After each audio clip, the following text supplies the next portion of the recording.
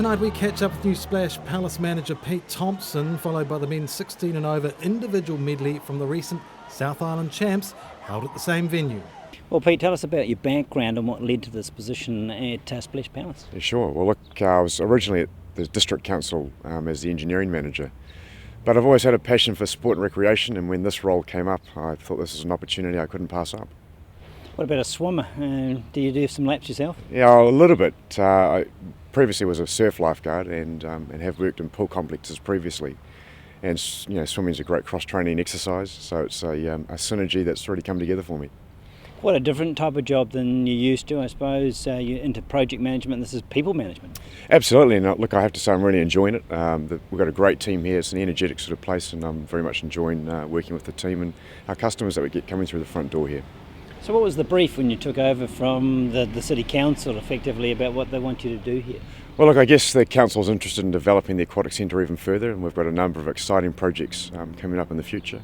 So I think in the next few years you'll start to see a few changes around here, adding to the levels of service and providing some more opportunities for the people of Invercargill. Perhaps you could tease us with a few more details. Absolutely. Look, we're looking at putting a dry gym in the future, and we see that really complementing the aquatic service here at the moment. So that's for the multi-sport athletes, really, those who want to prepare across code? Yeah, look, people interested in a range of fitness activities will have a one-stop shop really here for gym workouts and swimming pool and spa pools and saunas. We'll have the full works here. What about the numbers going through the pool? Is it on the rise historically? Yeah, we typically see about 900 people a day coming through the door here, which represents a significant portion of the population, and those numbers we hope to see increase over time. Does it sort of pay for itself, or is that a longer term aim? There is a contribution of rates that goes into the swimming pool, but it is very much a self-funded activity. Obviously, people from all over the province use it, do they? Not just the town dwellers? Absolutely, and we have a very successful Learn to Swim program, a number of very successful swimming clubs. The surf club use it, we have water polo and canoe polo. There's a range of activities that take place here at the Aquatic Centre, and it's used by everybody in Southland. What sort of staff numbers, because you're open very long hours? We have a number of permanent, part-time and casual staff, and at the peak of our season we can have up to 50 staff employed here at any one time. What sort of handover did you get? Because Crosby was here since inception. Well, fortunately we've got some very good senior staff in the poolside here who've managed to coax me into the role and get me going on the right path. So your basic skills are as an engineer. Do you think you'll be called upon here for future designs? Well, who knows? It's quite a complex operation in the plant room, and there might be an opportunity to get some engineering in and around the pool. In the short time, what excites you about this role? I think really the people. I really enjoy the people that we get coming through the door here. From early morning to late evening, we get a wide variety of clients and customers coming through, and they're all here to enjoy themselves, have a good time, and I find that really enjoyable. What about complaints? You're getting 1,000 people a day, there'll be a few aggrieved customers. Is there anything major? We get very few complaints, and normally it's to do with pool temperature. You never get that perfect, eh? No, you never get it perfect, and so I suggest swim a little bit faster. What about interaction with schools? Are there a lot of school programs in the centre? Yeah, look, we get a lot of schools coming through the front door, and certainly with the Invercargill Licensing Trust and the ILT Foundation with the Learn to Swim program that we have for schools in the community. It's a very successful program, and it's been recognised by Water Safety New Zealand as a very successful program. And what about meets here, future swimming meets? Or is there anything major we can look forward to over this summer at least? Yeah, there's a major meet this weekend actually, typically every month we would have a major swim meet of some sort. And other aquatic sports like the canoeing and the water polo, they're still proactive here? Absolutely, so still very strong in the water polo. Water polo and flipperball is very strong for the youth in Invercargill, and there's canoe polo, very strong. It's not all about swimming, it's also about those sort of activities around the outside, and you've done some work in the foyer here. We have. We've changed the opening hours for our cafe, and we can now offer breakfasts in the morning. And we've also introduced some picnic tables for the fine sunny Southland days that we have. People can enjoy a picnic lunch after they've been for a swim in the pool here. So very much keeping up this family atmosphere that's around the pool. Absolutely, and I think it's just about providing that higher level of service for the residents of Invercargill here. The last of the 400 metre IM finals in the male 16 and overs. Benjamin Gray is in 1, Robert Murray in 2, Adam Simpson in 3, Matthew Glassford in 4, Troy Belford in 5, Jack Turner in 6, and Kristen McFadden in 7, Regan Pitt in 8. The championship time here is by Matthew Glassford, so he is defending his own championship record of 4:25.46. He set that back in 2009. He's quite understandably the fastest qualifier and expected to dominate this event. He's some 10 seconds quicker in qualifying than anyone else in this, and he's in lane 4, but what he hasn't got is the lead because it's lane 3. And Adam Simpson setting the pace, but as we've seen in the previous race, the winner came from 3rd or 4th place to win after hitting the wall that far back after the butterfly discipline. As we go to the wall for the last turn before switching, it'll be Adam Simpson in 3, but Belvitt in 5. Glassford in lane 4 is giving them a good bit of distance.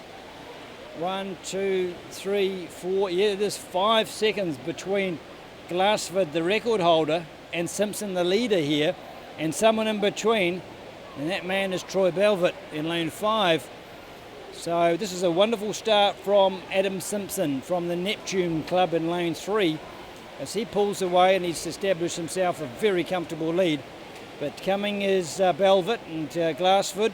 Glassford is, I tell you what, he hasn't got 3rd place on his own. Over in lane 1, Benjamin Gray, and in lane 7, Krista McFadden also applying the screws. Adam Simpson, well clear. 12 seconds down he was on Glassford, and Glassford's now 4th. I keep mentioning his name because, as I said, he is the defending champion and the fastest qualifier and the record holder. It won't make any difference to the young man out front, Simpson. He'll just want to beat everyone. He can have a good look at them from here, and he can see. He'll need his glasses to see them. They're so far back. Simpson gets to the wall and turns, and he is, yes, comfortably ahead of Belvitt, and you'd have to say lane 1, Benjamin Gray, lane 1, which is usually one of the slower qualifiers, has got 2nd or 3rd, at least 3rd. So Simpson is enjoying himself, there's no question.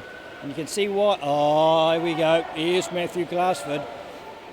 And just gobbled up Belvitt.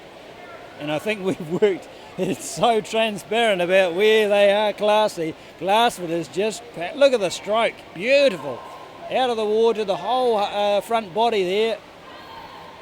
And gets to the wall. And in the space of 25 metres, he went from 5 metres behind Belvitt to 5 metres in front of him, and that's an incredible feat in that short distance. And now he's pulling in Simpson as if Simpson was treading water dog paddle style. He's going to touch the wall first, Simpson, but I think he knows what's going to happen next. He's going to look over his shoulder and then suddenly in front of him, because Glassford, my money, I was on him touching the wall first for the change, and that's going to be by some margin. What a swim and breaststroke. Well, it's going to be Glassford now in the final discipline, and I think you know what's going to happen unless Simpson is a particularly good freestyler and he's not letting go. The rest, as they say, in the wake of the first 2. Here's the turn of Glassford, the turn of Simpson, and the body length established, but not getting any further away than that.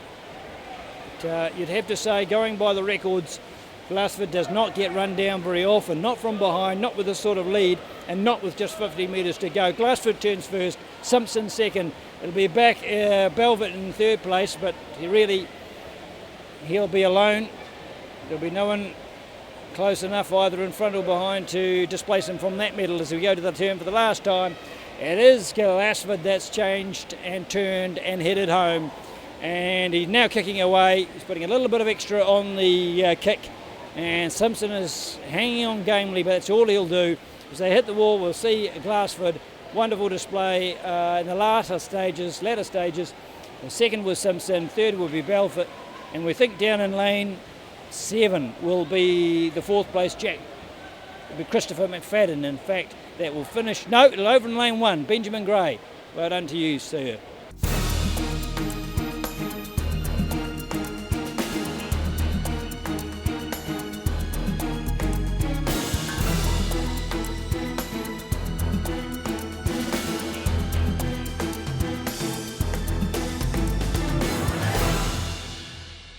Supporting local content so you can see more of New Zealand on air.